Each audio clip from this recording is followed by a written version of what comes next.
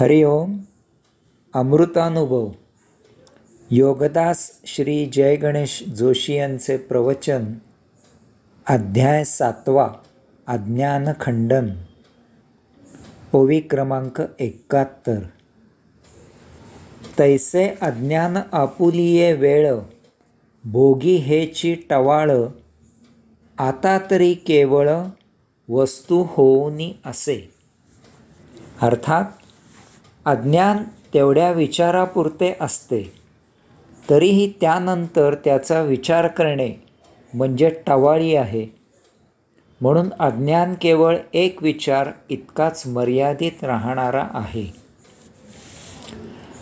अशा प्रकारे आपण आत्तापर्यंत केलेल्या निरूपणावरून आणि माऊलींनी दिलेल्या चपखल उदाहरणांवरून असे अनुमान करू शकतो की अज्ञान हा एक मानवी विचार आहे.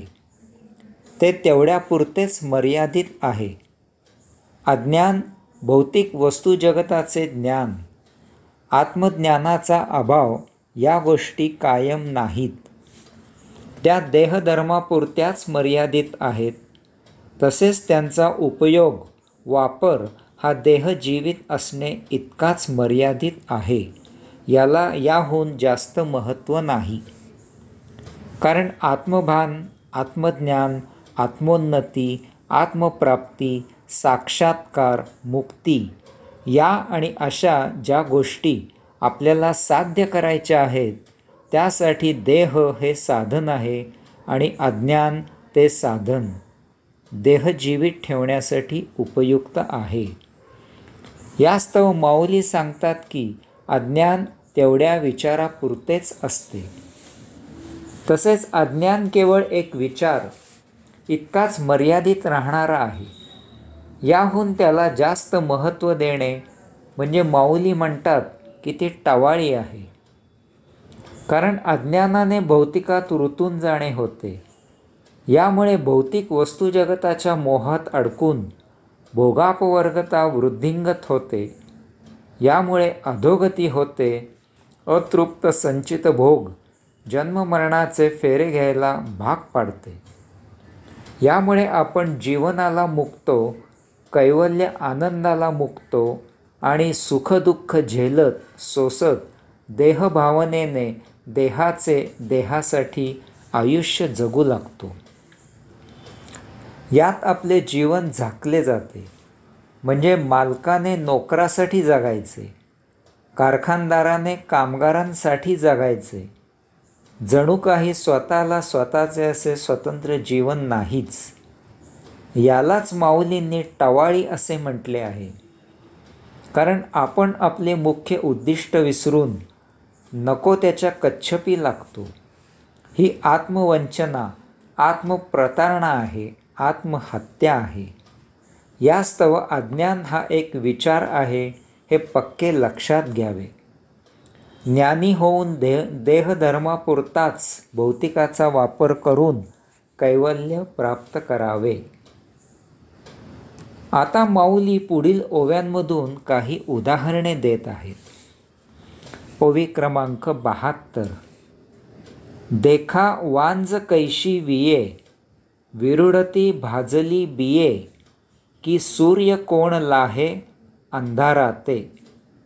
अर्थात वांज स्त्री प्रसूत कशी होईल, भाजलेले बी कसे उगवेल, अथवा अंधार सूर्याला कसा भेटेल. माऊली म्हणतात की वांज स्त्री प्रसूत कशी होईल. प्रसूत होणे ही कुवत त्या स्त्रीमध्ये नाही. किंवा भाजलेले बी पेरले तरी ते कसे उगवेल, कारण त्यामधून कोंब निर्माण होण्याची क्षमता नष्ट होते. किंवा अंधार सूर्याला कसा भेटेल, कारण तो सूर्याला भेटला की तो नष्ट होतो, त्यातच लुप्त होतो, त्याचे अस्तित्व लय होते.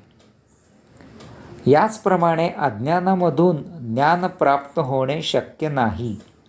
ती कुवत अज्ञानात नाही.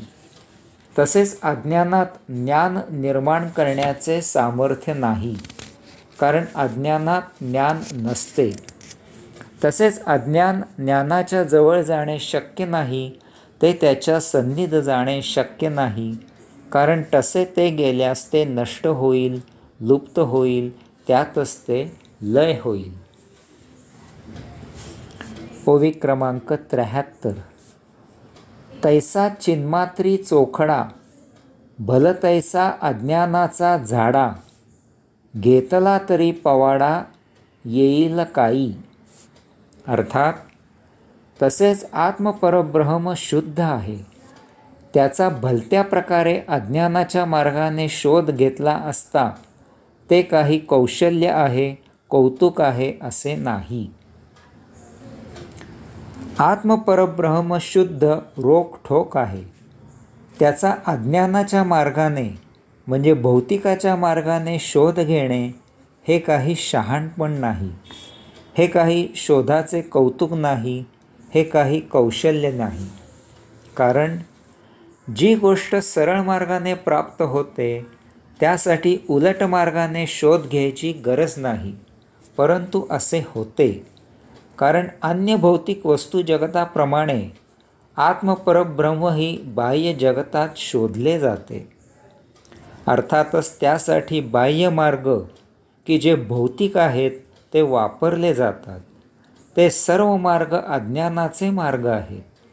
अर्थातच अशा प्रकारे आत्मपरब्रह्म सापडणे शक्य नाही. दुसरा एक विचार करावा की ज्यामधून हे बाह्य ब्रह्मांड निर्माण झालेले आहे त्याचा निर्माता या निर्माणात बाह्यभागी असणे शक्य आहे का? अर्थातच ते शक्य नाही. जसे वृक्ष बीमधून निर्माण होतो, तथापि वृक्ष जरी बाह्यभागी असला तरी त्याचे निर्माते बी आत असते. ब्रह्मांड निर्माण झालेले आहे याचा अर्थ त्याचा निर्माता त्या ब्रह्मांडाच्या बाह्यभागी असणे शक्य नाही. तो त्या ब्रह्मांडाच्या आत त्याच्या केंद्रबिंदूपाशीच असला पाहिजे. तसेच देह बाह्यभागी आहे याचा अर्थ त्याचा निर्माता देहाचे आतच असला पाहिजे. यास्तव आत्मपरब्रह्माचा शोध किंवा अंशात्म्याचा शोध बाह्यभागी घेऊ नये, तो अंतःकरणात घ्यायचा आहे. ओवी क्रमांक 74. जे सायेचिये चाडे, डहुळे दुधाचे भांडे, ते दिसे की बिघडे, तैसे हे पा. अर्थात साय मिळण्यासाठी दूध जर ढवळलेत तर सर्व बिघडून जाईल, तसे हे आहे. माऊली येथे एक निराळेच उदाहरण देत आहेत. दूध तापत असताना त्या दुधावरील साय मिळावी म्हणून जर आपण ते दूध डावेने ढवळू लागलो तर त्यामुळे साय मिळण्याची क्रिया सर्व बिघडून जाईल, साय मिळणार नाही. कारण ही पद्धतच चूक आहे. यासाठी दूध तापताना ते शांत असावे लागते, म्हणजे ते तापले की त्यावर आपोआप साय धरते. त्यासाठी काही निराळे करावे लागत नाही. माऊली म्हणतात की आत्मपरब्रह्म आणि अज्ञान याचे असे हे आहे. आत्मपरब्रह्म प्राप्त करण्यासाठी जर आपण अज्ञानाने भौतिकात आयास प्रयास ढवळाढवळ करू लागलो तर हे काम पूर्णपणे बिघडून जाईल. तथापि यासाठी ज्ञानयोगे जर आपण प्रशांत, स्थिर, स्तब्ध, निश्चल, निर्विचारी, निर्विकारी बसलो तर आपण त्याची यात्रा करू लागू. यासाठी आणखी निराळे असे काही करावे लागत नाही. हरिओम.